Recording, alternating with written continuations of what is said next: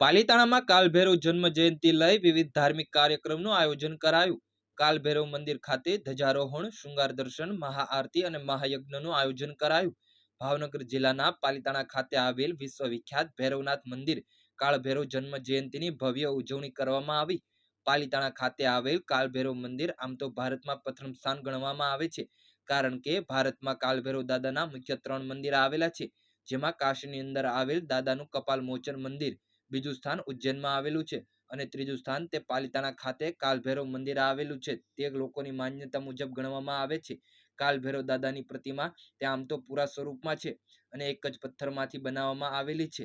એનું વિરાટ સ્વરૂપ જોઈ પાલીતાણાના ગામ રક્ષક દેવ તરીકે તેમની સ્થાપના કરવામાં આવી છે, જેને લઈ આજે પણ લોકોમાં વહેલી સવારથી દાદાના દર્શન કરવાની ભાવનાથી ભારે ભીડ જોવા મળી હતી. Bureau report, Palitana.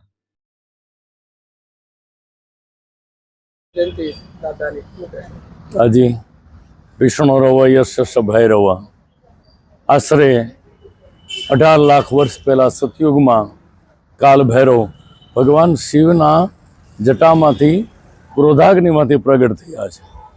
એનું હાર્દય એટલું જ કે શિવપુરાણમાં બ્રહ્માજીનું મસ્તક વારંવાર અટહાસ્ય કરતો હોવાથી મૌનમ ધાર્યત છતાં મૌન ન થયું એટલે શિવજીને ક્રોધ આવ્યો અને કાલભૈરવ પ્રગટ થયા.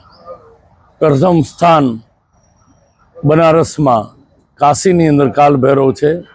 એ જગ્યાનું નામ કાલભૈરવ કપાલ મોચન છે. બીજું સ્થાન ઉજ્જૈનમાં છે અને ત્રીજું સ્થાન પાલીતાણામાં. આખા સારા ભારતમાં 3 કાલભૈરવના મંદિર, એમાં પાલીતાણાનું જે કાલભૈરવનું મંદિર છે એ પ્રથમ કક્ષાનું છે. ભવ્યતા દિવ્યતા છે. આજે સવારે ધ્વજારોહણ, રુદ્રાભિષેક, રાજભોગ તેમજ શણગાર દર્શન અને રાત્રે મહાયજ્ઞ અને મહાઆરતીના પ્રોગ્રામ રાખેલા છે. અસ્તુ.